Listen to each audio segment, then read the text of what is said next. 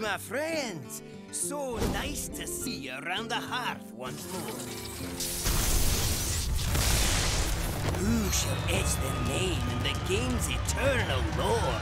Gather round the fire, for there's a new tale to be told. It's the year of the Raven, and the 2018 HCT Fall Championship has started off with a boom. 16 players from all over the world have gathered at the Blizzard Arena in Los Angeles to compete for the title of Fall Champion and a spot at the HCT World Championship. The tournament started off strong with the series between China's LionKing and Germany's Sintalol. Sintalol's lineup overwhelmed LionKing's slower decks to swiftly end the series 3-1. No, your victory proves nothing. But Sintalol's story doesn't have a happy ending just yet, thanks to Bloodyface. After impressing at the America's Fall Playoffs, Bloodyface showed no intentions of slowing down, defeating DacRyvius and Sintalol to win Group A and advance to the quarterfinals. When you're playing aggro and they're playing control, all you gotta really do is just hit face a bunch and just force them to have it. In Group B, Just Saiyan started exactly where he didn't want to begin, heads up with his friend Akumaker. Saiyan was able to stave off his pal with a 3-1 series win and advance to the winner's match against Moyen, where history would repeat itself. Just Saiyan quickly defeated Moyen 3-0 in one of the fastest matches of the year, and put a rest to all the talk surrounding the one-pack curse. After going on the win streak, you can't help but feel a little good about yourself, but I also feel like, you still gotta stay in check because now there's a giant target on my back. In Group C, we saw Hatul versus Trunks. In the wake of Hatul's victory, China was left with a 0-4 record, guaranteeing every Chinese player would have to play in an elimination match. Just as Hatul seemed vindicated by his unique lineup choices, Blood Trail played the spoiler and showed just how far he'd come since his last championship appearance to take the win and reach the quarterfinals. 就蛮开心的，然后至少那个天选之人不会给一包了。 And finally, in Group D, we saw Renmin and Tyler come away with initial match victories to set up the final match of the day. Renmin sprinted out to a 2-0 series lead, only to watch Tyler come from behind and force a deciding game after an epic finish to Game 4. But in the end, Renmin was able to pull out the final game to win Group D and guarantee at least a single European player in the quarterfinals. Я даже, не знаю, я переволновался уже, когда в конце все так затянулось, я не знал, выиграю ли я или проиграю, и это было тяжело. 12 players enter the day with elimination on the line, but only 4 can emerge from this remaining group. Who will join Bloodyface, Just Saiyan, Blood Trail, and Renmin in the quarterfinals? Day 3 of the HCT Fall Championship starts now.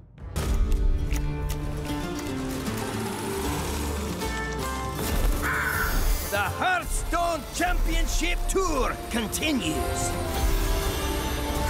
It's go time! This is the 2018 Hearthstone Fall Championship! Welcome to Elimination Day, everybody. It is day 3 here of the Fall Championships as 16 players will be cut down in half as at the end of today, only 8 will remain and play for 4 World Championship spots. My name is Frodan. I am joined on the desk by Brian Kibler, Soddle, and everybody's favorite water boy, Raven. How are you guys doing? Kibler, how was the first couple days here for you? It's been good. We've seen some really great play. We've seen some shaky play, but we have a lot of players who have advanced who've really put on a tremendous performance so far. That's right. We have a wonderful amount of drama that's prepared for us today as 8 matches are going to be happening. First, we hit the elimination matches, the people who will be finishing last in the group and who will survive. And then we go to the decider matches for all of the groups. Sato, what are some of the things that you're looking forward to as we head into the headlines for day 3? I think mainly we had a really high standard of play on day 1. It set the bar extremely high, and day 2 was kind of up and down in that regard. So there was a few mistakes, a lot of high-level play. So I'm really hoping now when it's all on the line that all of these players players play their best and can at least be happy with their personal performance. That's right. Raven, is there anything else? I mean, right now we've talked a lot about how the Chinese players are doing. You know, what's the region you're paying closest to, or is it the China region? Yeah, I think it has to be be honest. I mean, we talked about this yesterday and the day before, and in general over the past year or so, but the Chinese region are just not pulling the weight we expect them to, or have expected them to for a long time. And I think the frustration is building and mounting and mounting and building to the extent that someone has to make it for them, or there's going to be trouble. Yeah, just build. LOL.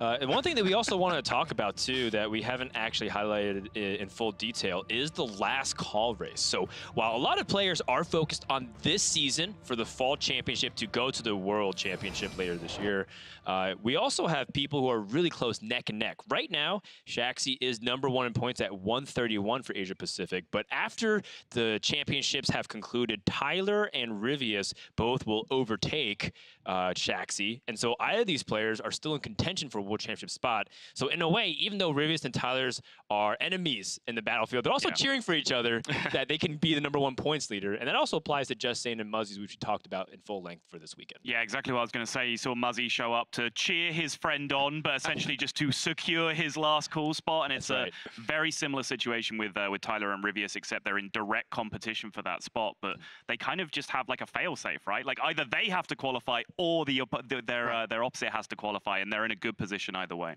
We're talking a lot about the players and their stories, but what do the cards say? Let's take a look at the classes and how they've been performing. What's been standing out to you, Brian, when you look at the field of A classes that we have here this weekend?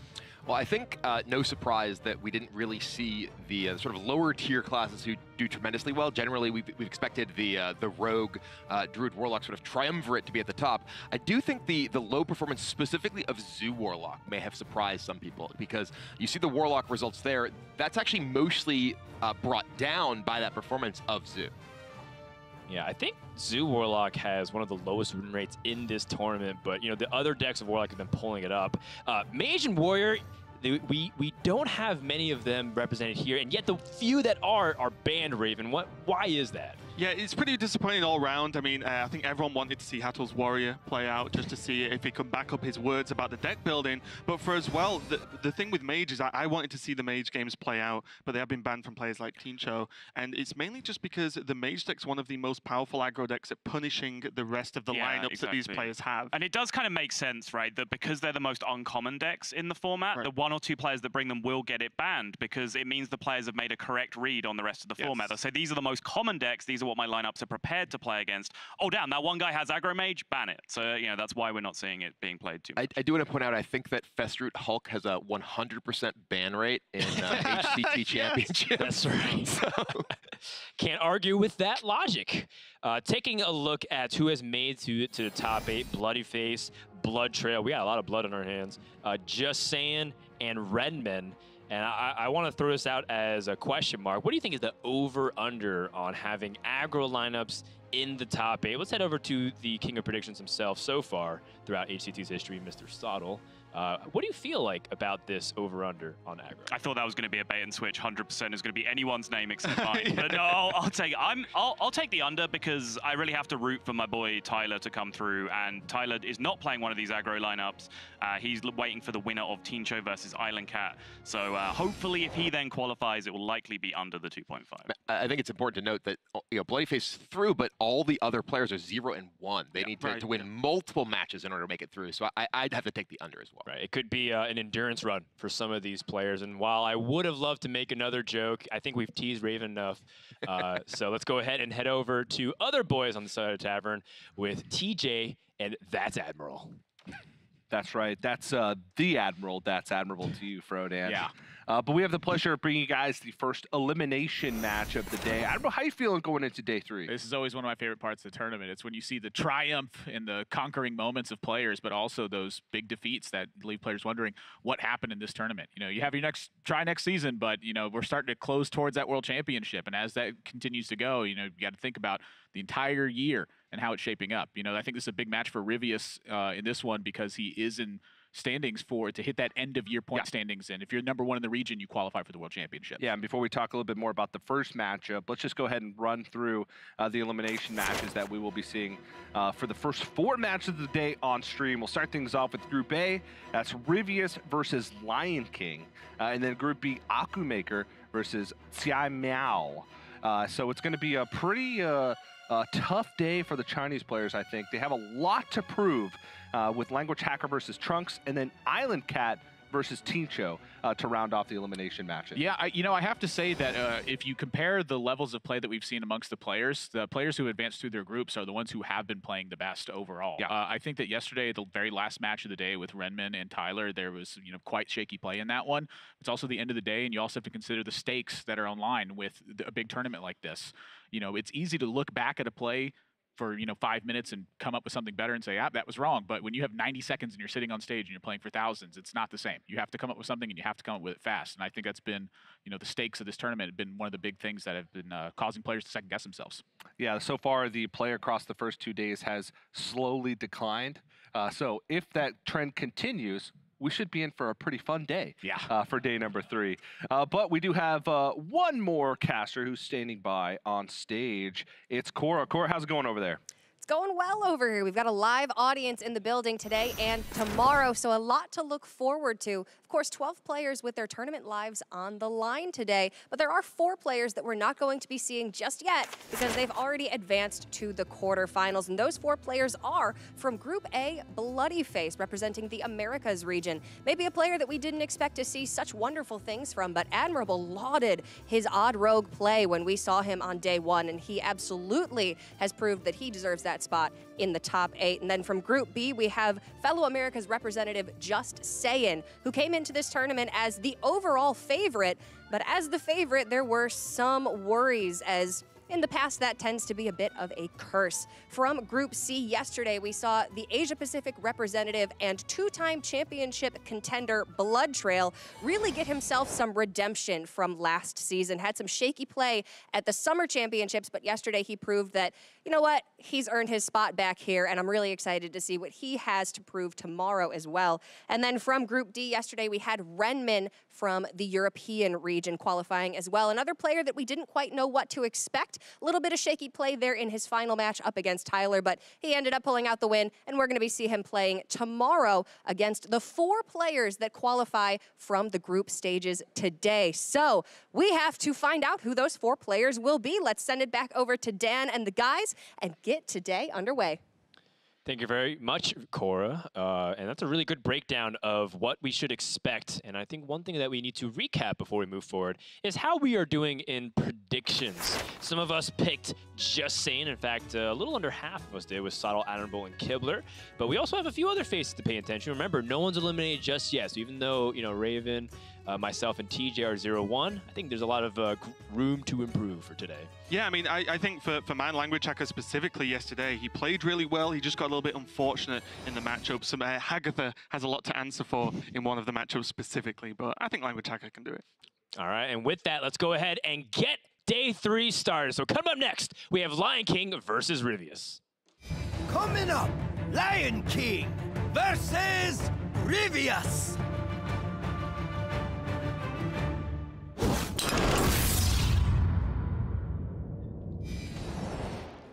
Hello, everybody, and welcome back from that short 15-second break. And all the blabber is done. That's admirable, because you know what time it is?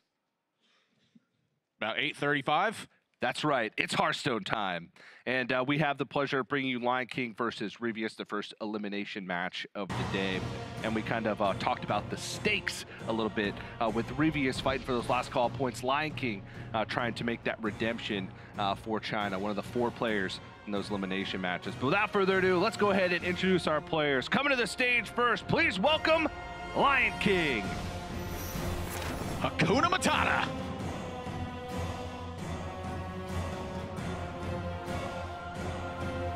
And his opponent, representing Korea, it's Ryvius. Hakuna Matata.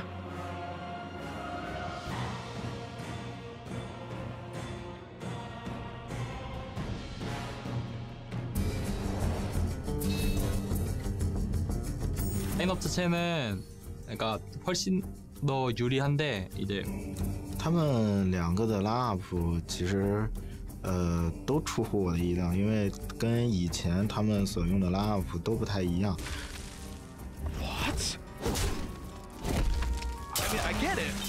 블러드페이스 선수랑과의 라인업도 유리하다고 생각을 했었는데 이렇게 지고 난 다음에 또 유리하다고 말하는 것도 조금 우스운데 그래도 라인업 자체는 유리하다고. GoeLionKing 应该会稍微难一点。GoeLionKing 并不是快攻，因为 GoeLionKing 的 line-up 跟 Sentinel 的 line-up 只差了一套，他们两个打我都是一个比较优的对局。 This is a deck that LionKing is going to have the most uphill battle with in this particular series.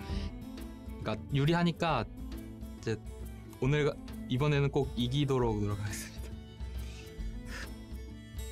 今天也验证了我打 Sentinel 特别的难，所以我打 GoeLionKing 也特别的难。打法上，然后出阵和ban pick 上，我都会进行一个重新的规划和考虑。 이제 좀 더 연습해서 더 좋은 모습으로 오면은 이길 수 있을 것 같다고 생각하고 있습니다.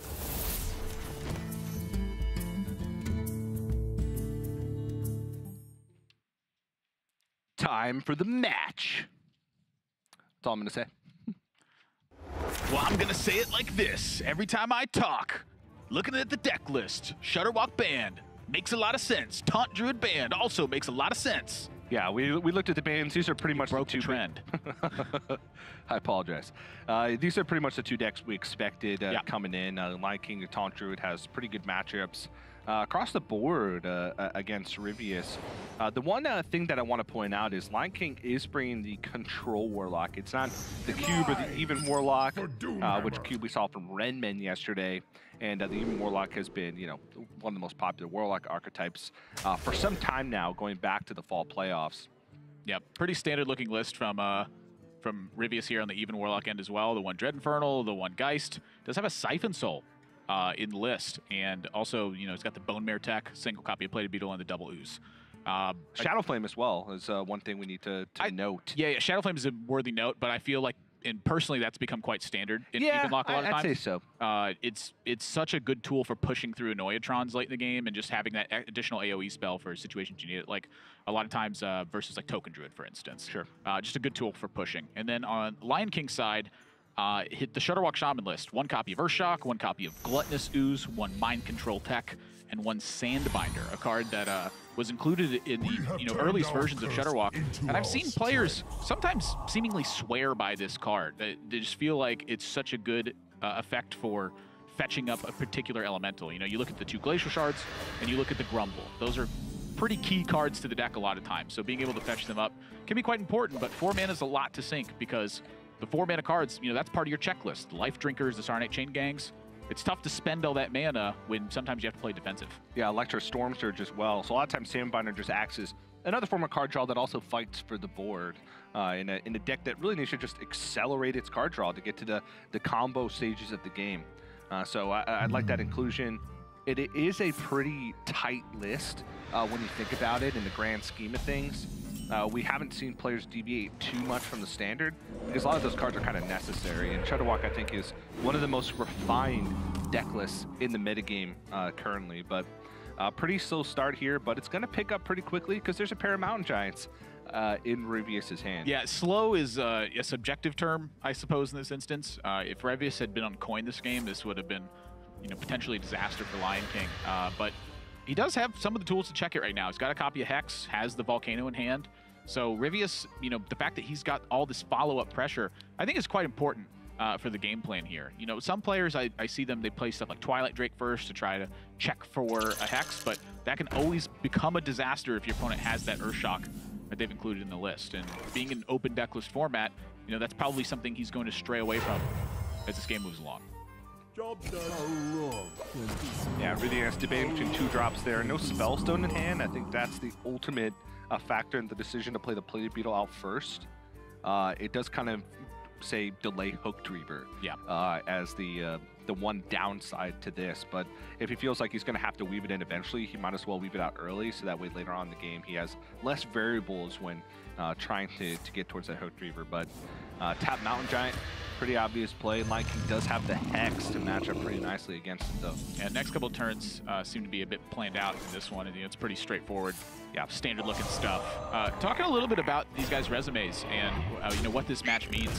I feel like this match could potentially be a lot more important for Ryvius than it is for LionKing, because you have to take into account the end of your point standings as well. Again, the #1 in the region in points gets an automatic seat to the World Championship for being the highest earner over the year.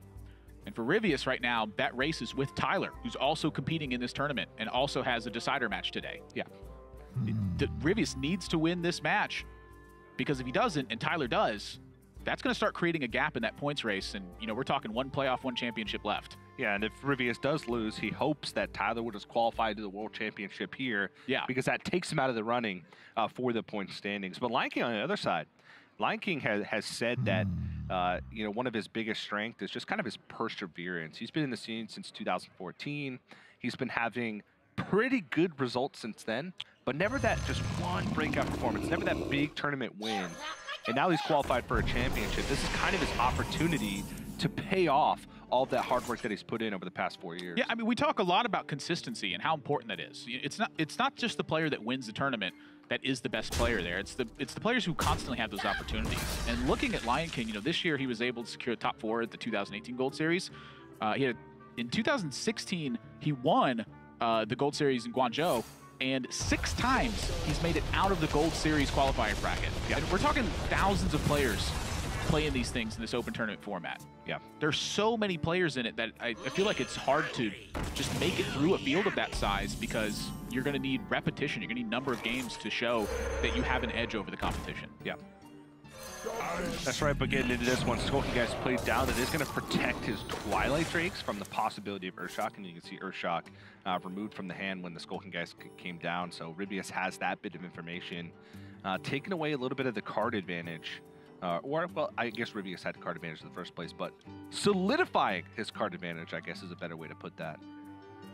But this matchup oftentimes comes down to whether or not even Warlock can just stick a threat, right? Because it's that checklist. The threats snowball. It's not like other deck lists where the Shadowwalk Shaman just has an AoE match to everything. If one Mountain Giant sticks, and you can put enough health on the board to protect that Mountain Giant from Volcano, then that kind of board pressure snowballs. So yeah, it all comes down to Ryvius's threat checks him every turn. As soon as LionKing slips up, that's when he goes in for the kill. And that's really the big one, is for Ryvius, in order for those threats to matter, though, he does need to get some damage in. And that has proved quite difficult in this opening versus LionKing. LionKing still working on that checklist, and this, I think, is going to be the first turn he faces some, real pressure getting online here. And for Ryvius, I think there's a number of good options for him. He has so many threats in hand that I don't think he needs to worry about AoE at this point. I think for Ryvius right now, it's a matter of just getting the most on the board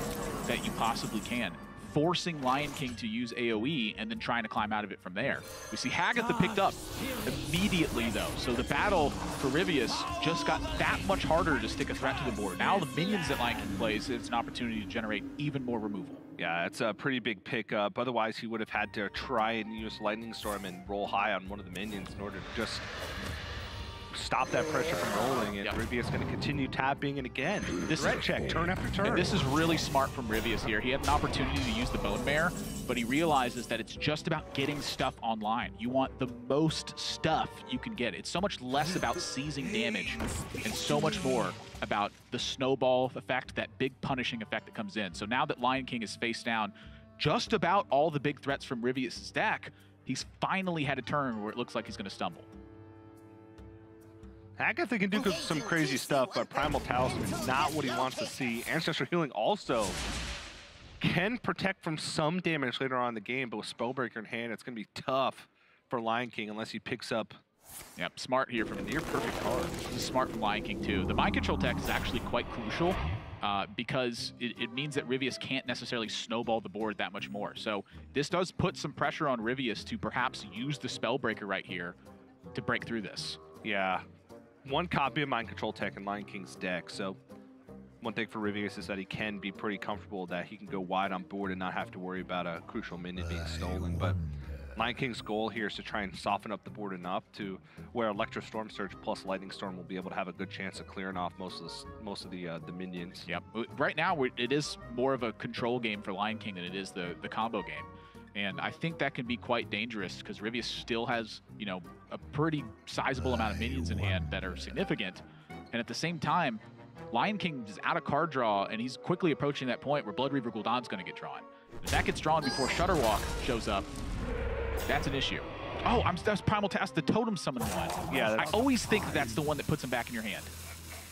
I always do. My bad. No, I actually honestly still like the Spellbreaker, though. Just because of the possibility of Snowclaw Totem coming out.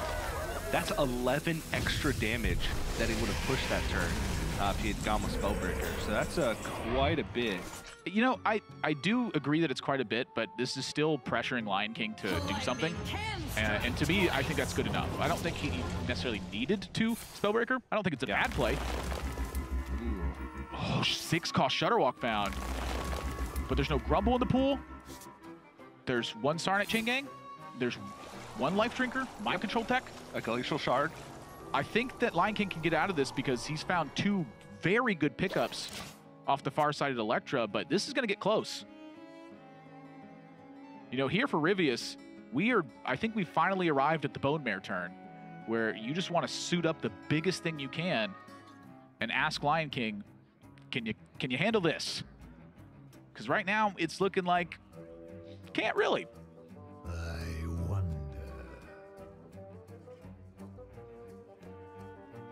There is the Hagatha Battlecry in the pool as well. Maybe there's like a Volcano Hagatha turn. I'm sorry, Volcano Shutterwalk turn to reuse the Hagatha. You know, at this stage, LionKing may have to think about completely exhausting Ryvius's resources because I just don't think he's going to have time to hold on to Shutterwalk forever. Yeah, but with Blood River Gul'dan, it's really hard to win that fatigue matchup, even if you're ahead in cards. No Zolt. I mean, he just doesn't have a way to return Shutterwalk right now, so I'm just curious that's to see. The thing, right? Because if he plays Shutterwalk, he gives up that win condition. I mean, what's he going to do? He's going to Volcano for 40? Like,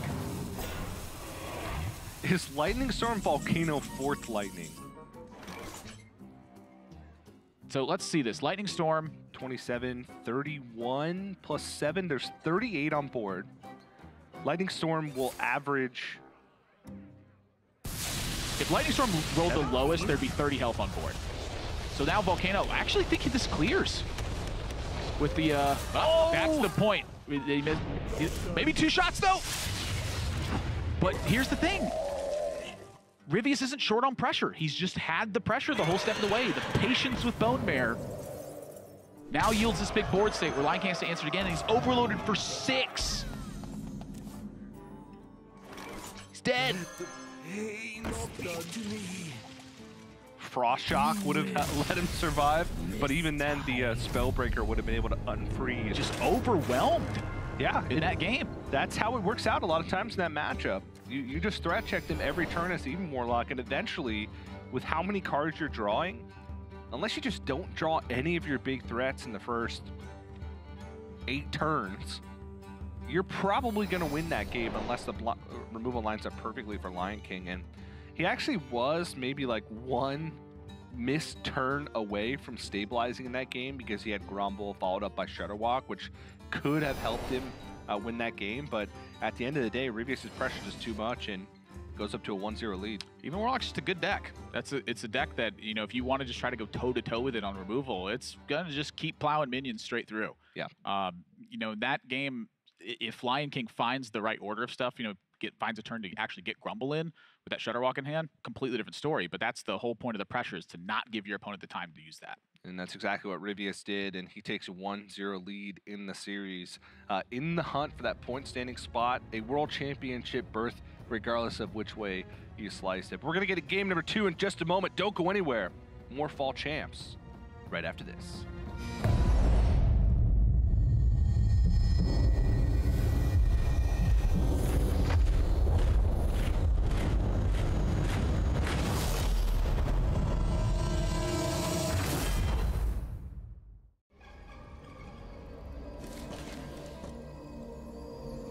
딱히 숨기는 건 없어요. 그저 말을 안 할 뿐이지 그러니까 인생을 살면서 이제 이 정도로 잘할 수 있는 게 사실 사람 인생에서 흔치가 않아요. 이제 거기에 열정과 노력을 쏟는 거는 당연한 게 아닌가 싶네요. 조금 나이가 있는지라 주변에서는 비밀로 하고, 그러니까 밝히지 않고 하고 있고, 좀 이번 시즌에 좋은 성적 내서 조금 당당하게 이제 밝힐 수 있게 하는 게 제 이번 목표입니다. 이렇게까지 잘할 수 있는 일이 흔치 않은데 이제 이왕 이렇게까지 됐으니까 좀 더 높은 곳에 올라가 보고 싶다는 마음이 가장 큰 것 같습니다. 한국에서 프로라고 하면은 이제 아무래도 금전적인 수익이 있어야 좀 떳떳하게 말할 수 있는데 제가 아직 그렇게까지는, 그러니까 그런 상황이 아니기 때문에 주변에는 비밀로 하고 있습니다. 혹시 네, 저를 아는 사람들이 이 영상을 보게 된다면 아직까지는 비밀이니까 그냥 가슴속에 묻어두고 아니면 개인 톡을 주세요. 아셨죠?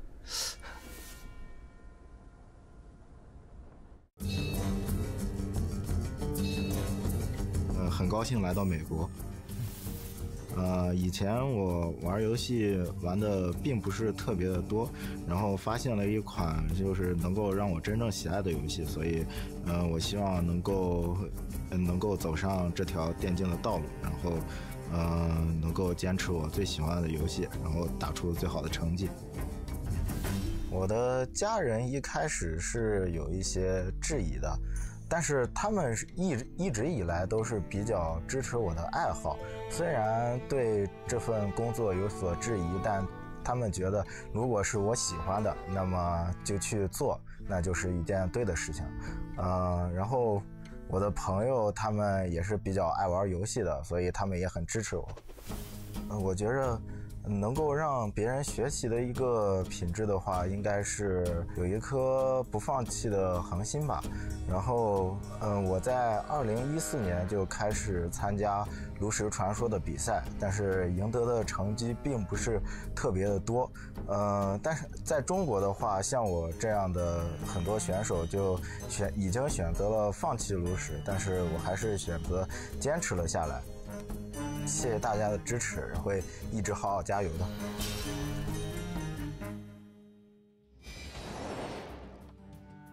Welcome back, everybody, to HCT Fall Champs, live from the Blizzard Arena in beautiful Burbank, California. I'm TJ, joined by the Admiral. That's Admiral once again. We're currently in the middle of this series between DacRyvius and LionKing. Ryvius currently has a 1-0 lead. LionKing, I don't know. I'm a little bit worried for him. That's admirable. I am too. And you know, a lot of it for me boils down to the deck list more, I think, than it does the way that LionKing's been playing. You know, I look at the Control Warlock list, and I think that this is a matchup where he's more capable of taking one of those decisive wins. But on Ryvius' side afterwards, you know, I'm looking at Odd Rogue, oftentimes a pretty bad matchup. Evenlock already got the win. I think that his lineup is going to have to try to abuse this Druid from Ryvius. It's a Malagos Druid deck. Does not have a copy of Lich King, so the threat potential more limited. It's more dedicated to fighting off against early aggro decks. Double mind control tech that's in there. I think the Odd Rogue could struggle for Ryvius as well. Because there's a Control Warlock in there. There's the pretty heavily anti-aggro Control Priest. Are you saying that the Rogue is weak to the Control Warlock? It can be. I'm just saying it might struggle against that more than... well, okay, the one thing that makes me think the Druid struggles more is because there's actually 2 demonic projects in the Control Warlock. Not 1, 2. But he didn't get that matchup first. He got Shudderwalk. He got Shudderwalk first. So Ryvius, I think this is probably going to be his best chance of winning in this matchup as the series goes on. So this is a big game for him to solidify a lead in the series.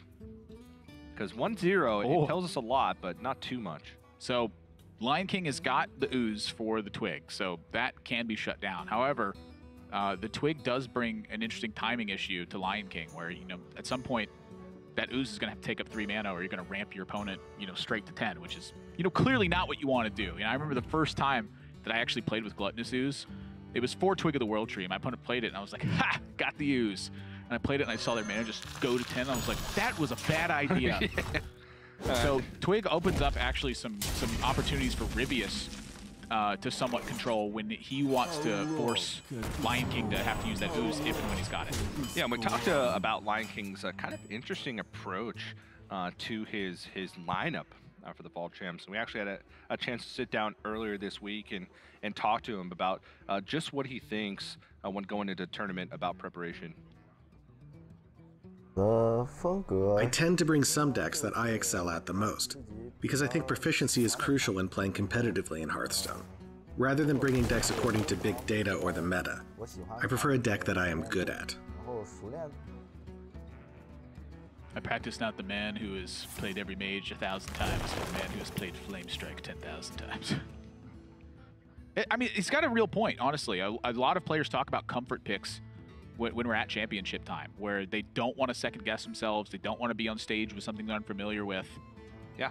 As much as I'd hate to keep bringing it up, you know, Blood Trail at last championships, he said with the 100 deck, he was just unfamiliar with it. Yeah. And it really showed through. All of his play outside of like 2 games has been so good, but the deck he was unfamiliar with was the one where he struggled. Based on that interview, LionKing could have summed it all up by saying, no, I'm actually not a filthy net decker. I want a Hatul quotes. Twitter, someone make it, please.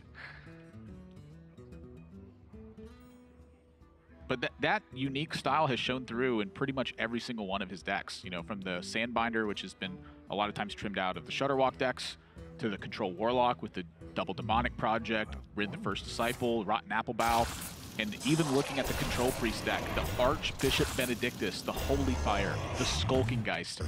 There's a lot of tools in here that are not super common. Seeing where they play out, I'm going to be curious of. Yeah, this is honestly about the best spreading play GoeLionKing is going to get for a while. It just matches up with his mana. The only consideration was, by playing spreading play, he obviously gives multiple draws over to the Acolyte of Pain, which can end up being a big deal in the grand scheme of things. One of the benefits that Malygos Druid has over Shutterwalk is usually it gets its combo online faster than Shutterwalk does.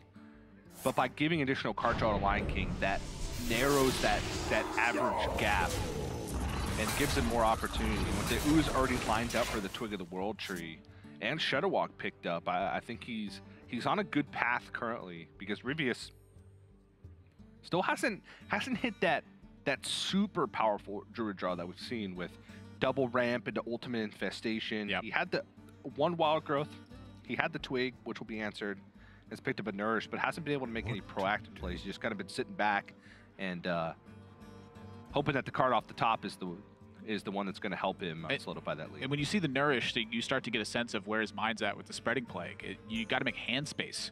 This deck doesn't have the liberty of just doing nothing, and then when you draw card draw, just ripping it and letting it go. You got to get rid of some of the cards in your hand that are just clogging up the space there. So using the more expensive cards that aren't vital to the matchup is quite important. And you start to get a sense of where Ryvius is at when he doesn't draw these ideal hands. When you have the slightly below average ones, there's a lot more navigating to do where that hand space is concerned. And so this turn, rather than just rip the Nourish, he's got to get more cards out of hand, because if he nourishes into Ultimate Infestation, then you got to spend more turns unlocking that instead. So why not do it now, make the most of what you got, and then hope to pick up the pieces later. And if he ramps with Nourish, he's not guaranteed to pick up Ultimate Infestation anyway, so he's basically... Definitely a 0% Nourish here. Yeah.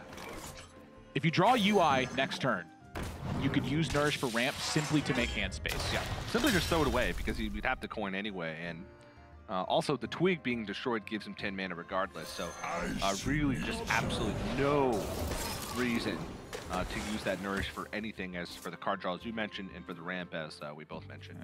Well, Nourish. I thought that was Ultimate Infestation for a second, but...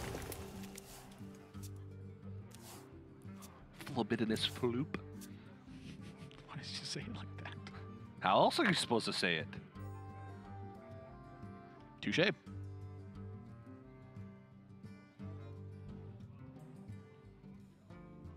Looking at Starfall here. Just wants more stuff out of hand, though. It's again that issue where when am I going to spend all this mana? I got to get more cards out of my hand so I can draw more cards.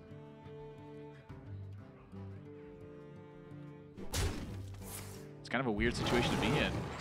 Whoa, Nelly. That is awfully defensive. I do not like this from Ryvius.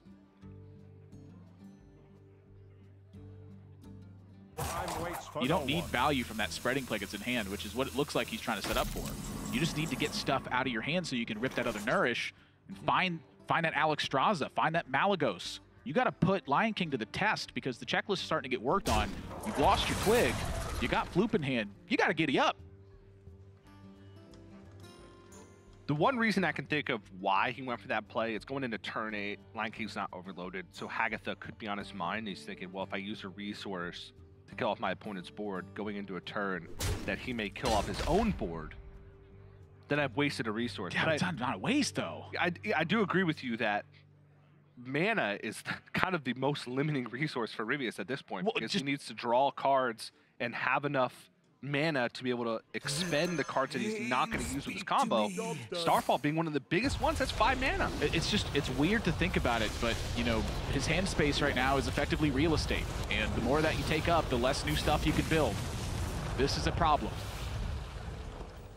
If he draws another big card draw spell here, we're not, I mean, now you're just going to have to rip the Starfall just to get rid of it.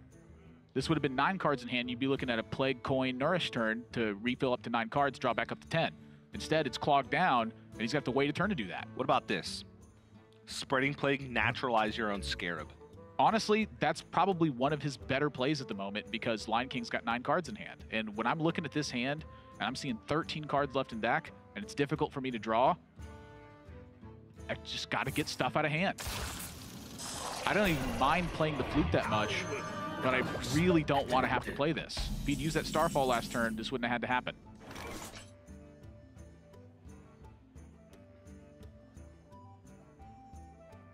That's got to bring some amount of relief to LionKing here. Second Chain Gang online now, so we're looking for Grumble. We're looking for a Life Drinker. You know, with the Floop gone, with the Twig gone, this is just... I think that Ryvius missed an opportunity here, and it's going to really cost him. Interrupted myself. Usually I interrupt TJ. You're gosh darn right you do. What to do?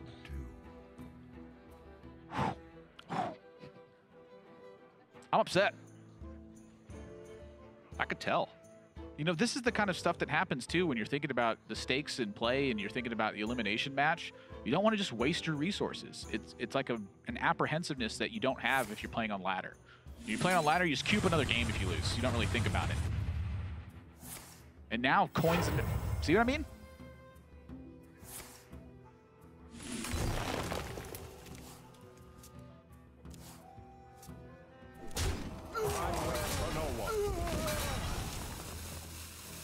That Goose would be in hand this turn, and he would have slammed Dream Petal Florist instead. Yeah. He would have still had the Floop in hand as well.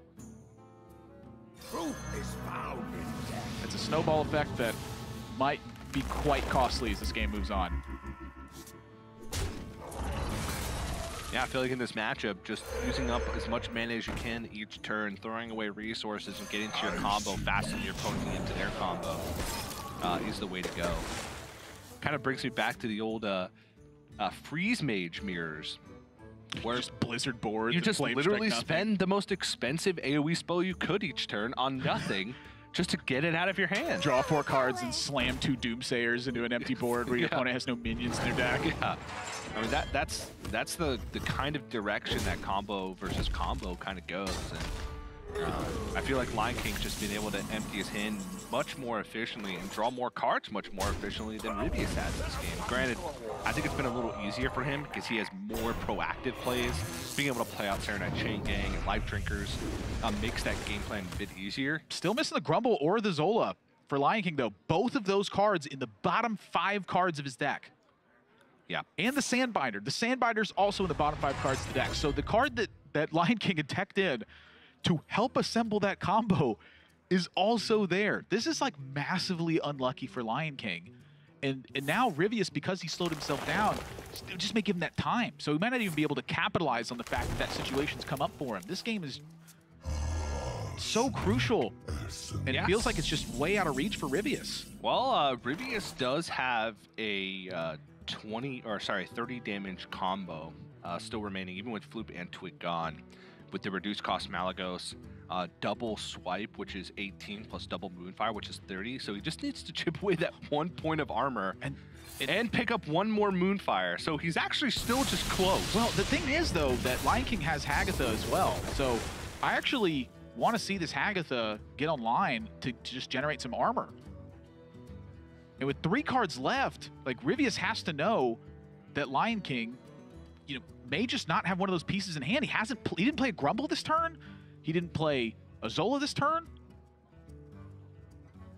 Like, can you put him in Fatigue and then hope to find that last card and then burst him out? Yeah. This is nuts. This is like watching that Surrender game at Summer where you ended up in a situation where, was it Shadow Reaper Anduin, or was the last card in Surrender's deck? Yeah. Mental dislocator. So he does fit in the hero power here, so he brings him down, but... Second Moonfire is, you know, in Rivius' bottom 3. This is quite rare that combos take this long to put together.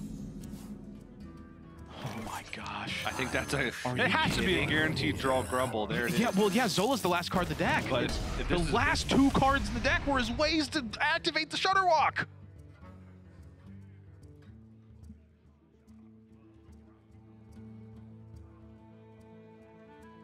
And with Rivius 2 cards left, I mean, I'm tempted to just fling a UI in his face. You go into Fatigue, but the thing about it is LionKing needs to have armor or you have 30 from hand damage. Yeah. So that forces them to play Hagatha on that turn. You go into Fatigue still, but you know, you have Malfurion to back that up. I feel like Rivius with the 2 naturalizes, I feel like he gets there this game. Yeah, I think LionKing just took him too long to assemble the combo. Rivius. Even with Hagatha, with LionKing approaching Fatigue,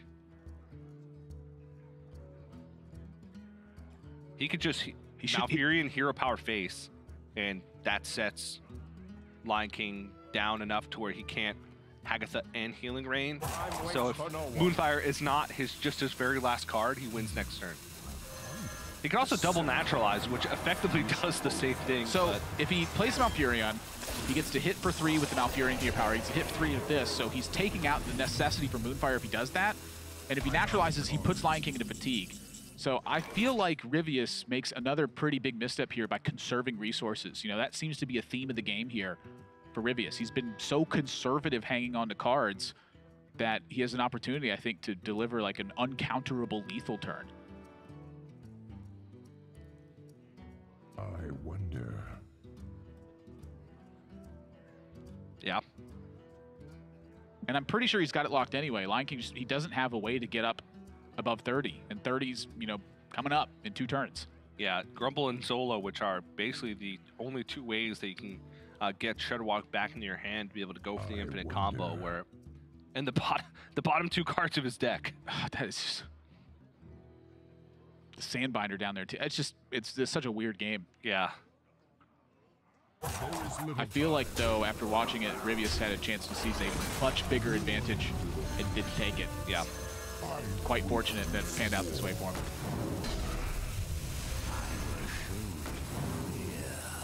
Lightning can strike twice.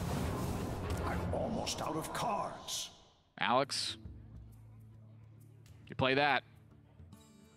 Here you go, LionKing. I bring life. Yeah, Moonfire's the last card. There's no way for LionKing to get above that threshold.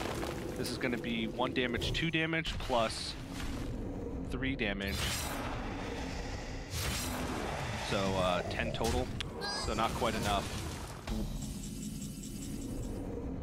It's just game.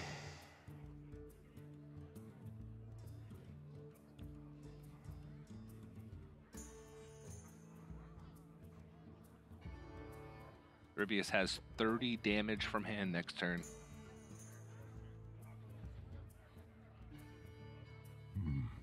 What to do? And with the Malagos Druid winning, LionKing's got to control Warlock with 2 demonic projects left versus the odd rogue of Rivius. That is a massive liability. Yeah, he better hope he has Skull plus both Void Lords in hand very early on in the game. Just demonic project the Hench Clan Thug into a something stupid, and then you just keep hitting all the minions, just blowing up his curve by turning his Hench Clan Thugs into big minions. But yeah, got sometimes. Yep. 30 damage combo plus for Ryvius, plus the additional fatigue damage that he would have taken at the beginning of his next turn. I'll tell you what though, this game was not ideal for Ryvius. He had many opportunities to accelerate this pace and didn't take them. It could have been costly, but he's fortunate to see from LionKing that those major combo cards are in the bottom 2 cards of the deck. Yep. And Ryvius is gonna, if he's gonna get out of this group, he's gonna have to tighten up that play, because if you keep playing that slow versus players who don't have those less than ideal situations, far less than ideal situations, you're gonna get punished. Yeah, keep in mind, this is an elimination match. Both these players lost their initial group match, so if they want to make it to the quarterfinals, they not only have to win this series, they have to win another series this afternoon in order to book their spot in the quarterfinals.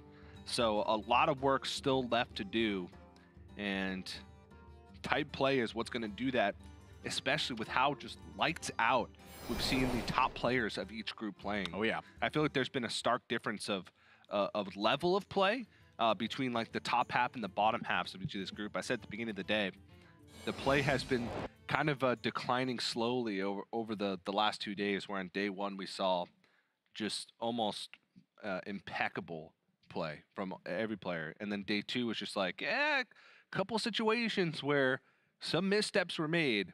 And I was hoping, because I think it's a quote that Dan always makes, might even be a quote that you always make, there's 2 types of Hearthstone that you love to watch. That's Dan. Yeah.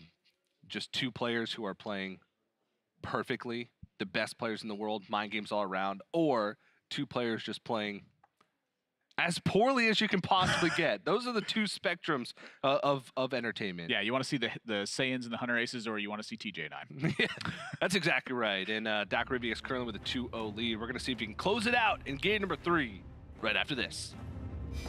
Welcome back to the Hearthstone Global Games. New for the 2nd season, we're proud to introduce HGG Cheer. Cheering is a way to show support for players and regions while boosting your presence in chat using bits, a virtual good you can buy on Twitch. Along the way, you'll unlock Hearthstone packs, new Twitch emotes, and a unique card back, while the players earn a share of the revenue. We'll see you in the tavern. With the casters! Good way to pass the time while you're waiting for Shutterwalk animations to resolve. I kind of just like stare off into a daze when that happens, honestly. And I kind of come to about 10 minutes later, I'm like, oh, I lost. Oh. Read War and Peace, maybe just write it down word for word, just scroll through the dictionary, get from A to about M. Take out your phone and boot up Hearthstone on your other account. I actually wouldn't know a good way to pass the time when there's Shutterwalk combos going on, because I normally just press concede and walk away. Or eat snacks, one of the 2. You can pick one or the other. Can it be both? Yeah, you got 2 hands. One here, a snack here, phone here, and then that guy starts playing Shutterwalk. And then what do? I don't know. 2 snacks, 3 snacks? You take your iPad, you boot up Hearthstone on that. Then that guy's playing Shutterwalk, and by that time, hopefully the first one's done. Just an infinite loop.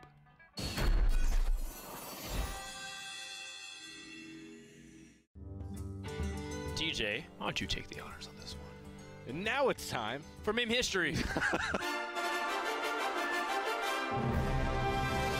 This week for meme history, we want to talk a little bit about some of the stuff that you might see in chat. You often see in emo SM Orc. The origins of Smork was basically Hunter in the past used to be a deck that just went face. You often didn't have any deck that didn't involve kill command and killing your opponent. SM Orc is an orc. Rexar, the hunter hero, also an orc. It just started to catch on as the emote for whenever someone would play Hunter, seen as this class that just didn't take much thought, much effort to just hit people in the face all the time. And then it eventually evolved into people starting to spam Smork whenever anybody would hit face with any class. Yes. You hit it with the Paladin 1/1 instead of trading. Yeah, like, everything was Smork, and even casters sometimes use it. Do we trade or do we Smork? Like many great memes, TJ, it first started off as mockery of what they were targeting. So people were making fun of Hunter players of being, quote, brain dead because all they had to do was play minions on curve, hero power, and kill their opponent. People had a lot more, like, quote, self-respect for playing these, like, non-Hunter decks. People were making fun of it. So, you know, I feel like this is a really good explanation of meme history, if you will. TJ, why don't you sign us off the meme history with your tagline? We hope that this... We hope that this edition of Meme History has made the Hearthstone community a more inclusive place for all. Nope.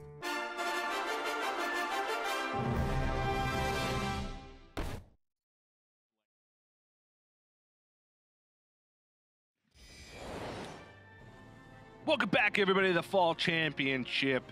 This is match number 1 on the day. Admirable, this is the most action-packed day of Hearthstone you're going to see all weekend. I thought you were going to say all day. I was like, that's right, TJ, because this is the day I'm going to see. Yeah, this is today's the long days. 8 matches, 4 eliminations, 4 deciders, and we're only 2 games in. Woo! I could not be more excited for this Saturday. God, I love Hearthstone. Yeah, same.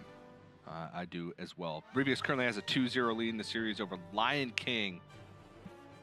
And looks poised to take it because his last remaining deck is Odd Rogue. And it's not just Odd Rogue, it's Odd Rogue versus the Shutterwalk Shaman, which I think is a little bit bigger of a payoff for LionKing than the rest of his decks. But it's a Control Warlock featuring 2 Demonic projects. I'd say a pretty favorable matchup for GoeLionKing. And then a Control Combo Priest with a Holy Fire, a Skulking Geist, and an Archbishop Benedictus. LionKing was not, I think, expecting aggression coming into the day, and he didn't really face aggression. He just kind of faced some, you know, straightforward deck lists throughout this event so far, and the card choices that he's made to try to impact those matchups, I feel like are coming up short. You know, these previous 2 games, I feel like it was a matter of him just getting overwhelmed by the Even Warlock, not finding the combo pieces, being really unfortunate to see them in the bottom section of his deck. This one is a little bit more containable from the pressure side of things. Yeah, you have a ton of removal, healing, weapon removal, taunts, card draw. It's about timing. Shutterwalk. It's really about the timing of volcanoes and lightning storms, I think. For LionKing, I don't always think it's necessarily about just using them as soon as possible, but sometimes it's recognizing when using them sooner rather than later is a major benefit. And some of that's going to come from hand reading. He's going to have to take into account the minions that GoeLionKing is playing and what that means for his hand. So here, for instance, if GoeLionKing fails to pick up a significant 3-drop, this is going to give LionKing some information. Whether he sees SI7 Agent or whether he sees Blood Knight, or, you know, neither of those, he's going to know that GoeLionKing does not have the ideal hand, doesn't have the Hench Clan Thugs, and so then the next worry would be Fungalmancer. That's where the big read's going to come in. Timing the Volcano, not necessarily to prevent Fungalmancer, but sometimes to take the damage, then offset the Fungalmancer. Yeah. I think that when you see weak minions from your opponent, that letting them Fungalmancer and following up has more merit than when you see the ideal minions. Yeah. Kells had found from LionKing, though. It's a big deal if you start drawing Saronite chain gangs. Yeah, Kel'Seth in Shutterwalk Shaman doesn't have as high of an impact on win rate as, let's say, Zoo Warlock. But it does impact it quite substantially. Just because there are just a ton of minions in the deck. Even just having your Acolyte of Paints be 2/4s, or your Sola be a 3/3, or Mind Control Tech be a 4/4. Your Manti Totems are 1/4, Nathan. This is an interesting spot from GoeLionKing here, too, where he attacks with the dagger twice in a row. So LionKing could have probably gotten the initial read that there wasn't a Hench Clan Thug in hand given the attack. The second attack, however, is more from GoeLionKing's side, where he's trying to play around the Gluttonous Ooze. It seems like he's trying to have that not be a natural turn 3 and instead force the coin from LionKing. I will show you. LionKing, I think, wisely coins in this situation because of that weak minion play from GoeLionKing. Yeah. Now able to potentially let a Fungalmancer happen and then Volcano. Yeah. If he didn't have, you know, the bad minion come out in the Blood Knight, I think he would have been able to find a situation where he can wait, save the coin, and then coin to prevent a Fungalmancer instead.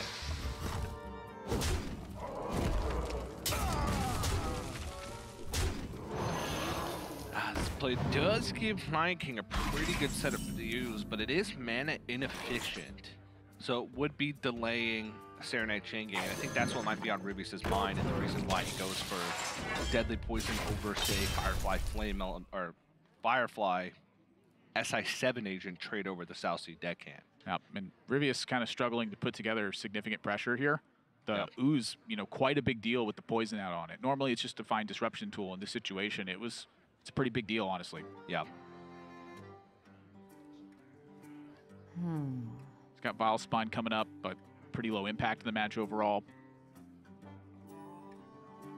And this is kind of Odd Rogue in these kind of combo matchups reminds me a lot of like a Hunter, like mid-range Hunter. I feel like you need to fit in hero powers and just attack whenever you can. Oh yeah.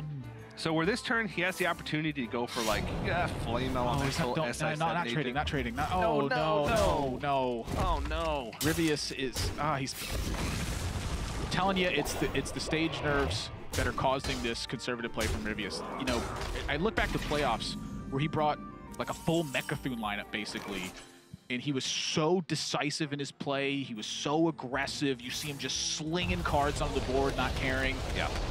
This feels like the opposite of that Ryvius I saw at playoffs. And that timid play, I feel like is costing him a lot of position here. See, LionKing, when he sees that trade and the Tar Creeper oftentimes protects your board to get to a Fungalmancer turn.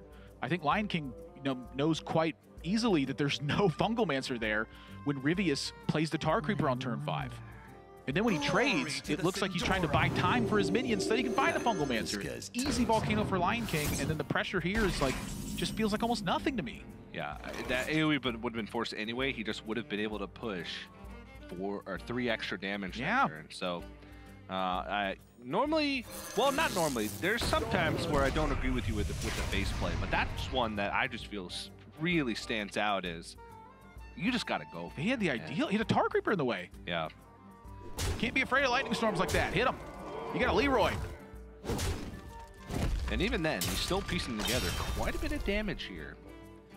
With Leroy in hand and just a redagger up, that's 8 from hand. If he picks up Cold Blood, well, he's already in the range of lethal damage. So Ryvius is thinking about mind control tech here, and I think that's, once again, the wrong position to be in. I think that this is a kill the life drinker, force LionKing to have another answer to this. In this position, now LionKing gets to you know, slow the game down, take it on his terms. It is a little bit of a hidden lethal if Ryvius manages to draw a Cold Blood. You know, you're not always anticipating Leroy.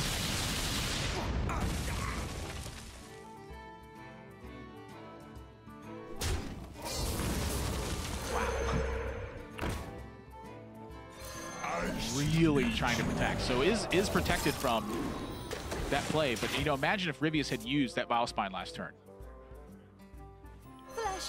That would have been Electra Lightning Storm instead, I believe. Probably.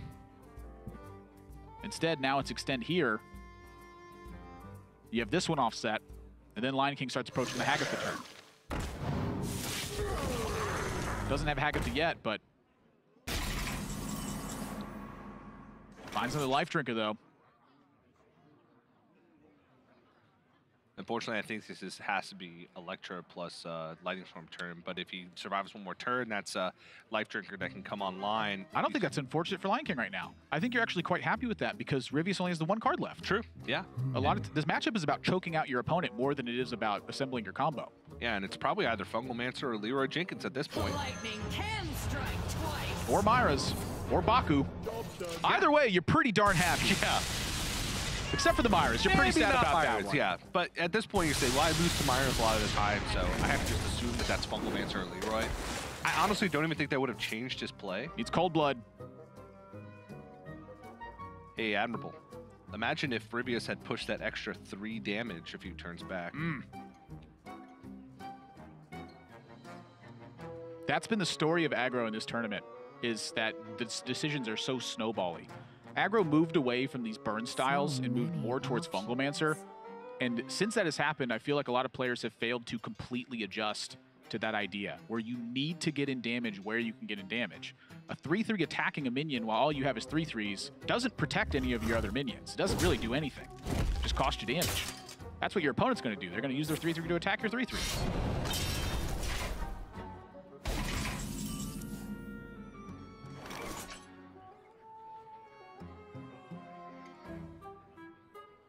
Take a drink. Of life. Whoa. No, no, no. You know that your opponent's hand is like Baku, Leroy, Cold Blood. I very disagree with this. Very disagree. Well, very agree. Hakuna Matata. What on earth? That is just a blunder. Finds the perfect card for it, but that is just not okay. It's really not. And the nerves are really getting to the players right now. And if this is how they're going to be playing the whole weekend, it's going to be a long weekend.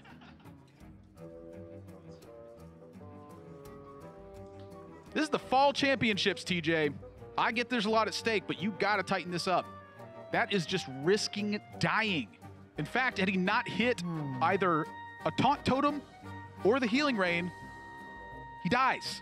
Yep. Sarnite Chain Gang, I take it back. That one also helped. But still, why take the risk when you can prevent it entirely?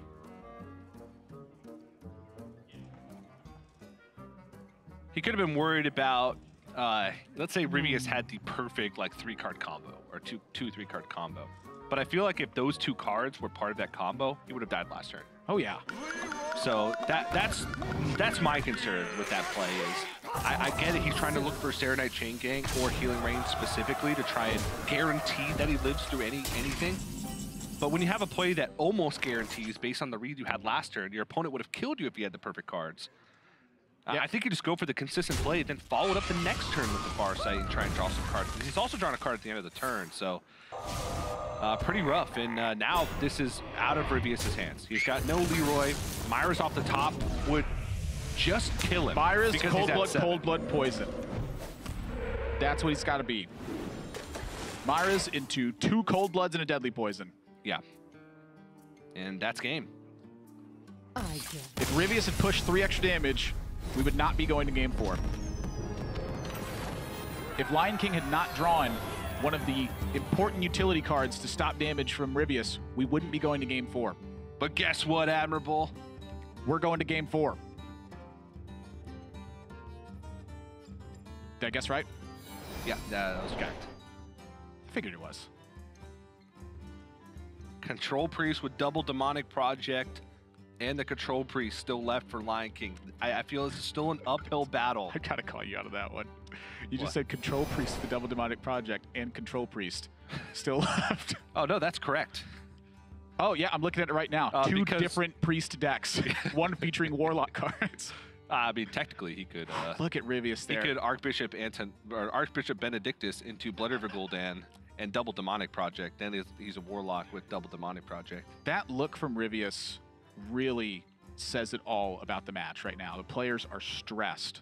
You know, Ryvius is not just playing to get out of the groups here. He's playing for the points race at the end of the year. If you were #1 in points in your region, you get seeded to the World Championships. And right now he's neck and neck with Tyler, who is also in this tournament. There's a lot of pomp and circumstance around the championships. We fly the players out, you know, 5 days before their first match. We interview them. We film all these media pieces. We show them around the studio in Los Angeles, and to come all this way and go through all that, and then 0-2 out of the tournament is probably one of the most scary things for players on this stage. I definitely think so. So I can understand that there's a lot of pressure on both these players to perform, and that's not even considering the outside factors. Ryvius with the point standings situation going on with Tyler and Shaxi, LionKing with just trying to finally get that big HCT win after playing the game competitively for 4 years. I mean, that's a ton on the line. I think you said that perfectly. I understand. But that's the kind of perseverance you have to get through these games. Yeah, and then you come to the championship and you bring 2 Control Priest decks. You're gonna fire shots at somebody for you saying it wrong. Oh man. Sorry. LionKing pretty limited in plays here. This is to attempt to offset the Hench Clan Thug, which is the ideal minion for Ryvius. Not the minion he wants to see, but does have a way to kill this Wild Pyromancer and get this Hench Clan Thug rolling. LionKing going to be forced to Mass Dispel, and that means the board's going to start getting a bit out of control. and that damage is going to start adding up. Could find Dustbreaker, but oh, no dragon. Yeah, can't find Dustbreaker. And currently, no play slotted for turn 5. No play slotted for turn 5, and if he does not draw a turn 5 play, this could get really ugly. Ryvius is going to be thinking about Duskbreaker here, but when you see your opponent rip that Mass Dispel on that Henge Clan Thug, I think this is a situation where you look at your hand and you go, I got to risk something. So rather than take a major risk, Ryvius is going to once again be conservative. I think this conservation has more merit than his previous ones. However, I'd still like to see him get a little bit more aggressive here and put LionKing to the test, because if he had played that Southsea deckhand, LionKing down to 16, you'd be staring at 7, 8, 9 on the board with 6 more in hand. Deadly Poison, Cold Blood, all those would threaten lethal at that point. He gives LionKing time to offset it, and I think that's really the issue here. Still a long ways to go for stabilization for LionKing, though. At least he picks up a play on turn 5, so he's not just heal passing. He's got something to fight for the board with. That Southsea deckhand in hand could have been 4 total damage and still counting. Yeah. Could also just give him an easier way to trade onto this board without sacrificing too much damage as well, since it would have already been there. That mana utilization would have already been there. You know, with the Dire Maul and the Southsea in hand, I look at it and I wonder, why is it still here? I feel like that should have just been damage. I get that you're afraid of Dustbreaker, but that card's going to hurt almost no matter when that card happens. And he probably had, I'd assume that, judging by the way the previous turn went with the Henge Clan Thug, you would Dustbreak in that situation, because that's a massive board. Sometimes you would, but the Mass Dispel does set the Henge Clan Thug to 3 health. And so if you deploy more minions, you know, they're all in that 3 health range. Your opponent could be trying to bait you into developing more because your Henge Clan Thug isn't significant. Yep. So, you know, he does have some merit to saving stuff, but I feel like forcing it sooner rather than later is more ideal. This has got to stop. Wait. He's got to stop trading. Also, he traded the Henge Clan Thug instead of the Southsea deckhand. Thinking Cabal Shadow Priest would be the main reason why? Yeah, it's still 2 attack, though. I suppose. The 2-1 versus 2-3 yeah. is all. Yeah. But I feel like Ryvius he's trading so much that he's giving LionKing time. You know, look at that Shutterwalk game where the last 2 cards were what enabled Shutterwalk. If he's giving LionKing that much time when he's playing an aggressive deck, he doesn't have that giant endgame inevitability that he had with Malagos Druid. Yeah.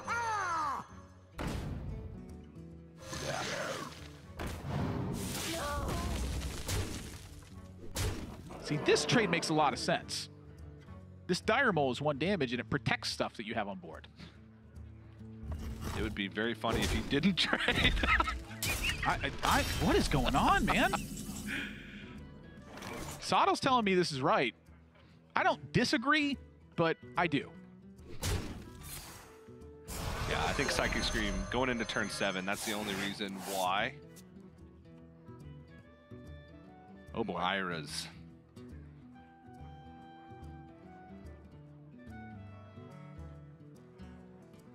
You know, going into my opponent's 8-mana turn, I'm pretty darn tempted to use this Leroy.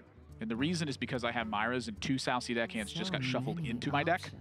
So drawing a Poison, drawing a Southsea deckhand and a Cold Blood, all those things can end up in big damage. He's going to go for the Myra's now, though. Don't mind that either. Uh-oh. Uh-oh. Uh-oh. I'm out of cards. He picked up very little just damage from hand from that Myra's. That is just a bad Myra's. No Cold Bloods, no Deadly Poisons. Mind you, this was before Skulking Geist was played, so those were still in the deck.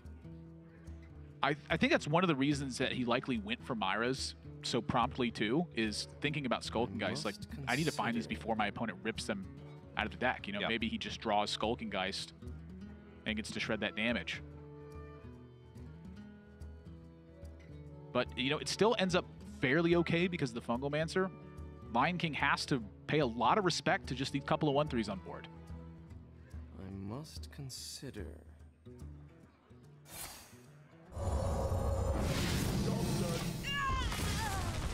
of the few times that Psychic Scream, I think, is a liability is when your opponent Myra's unstable elements.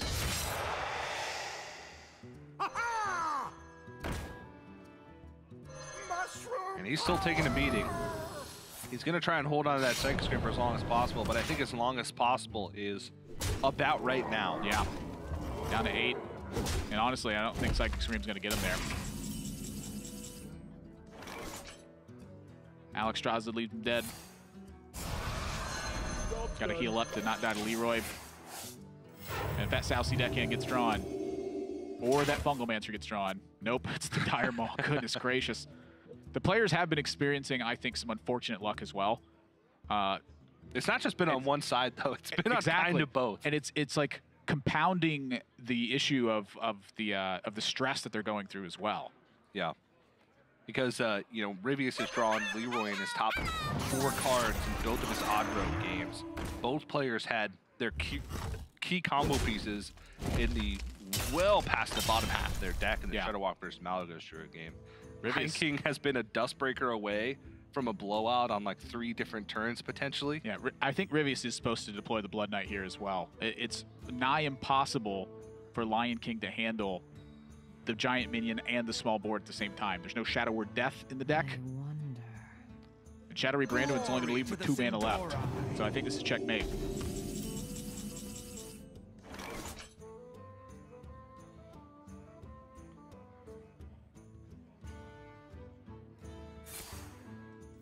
Need about 5 Mind Blasts to get out of this one.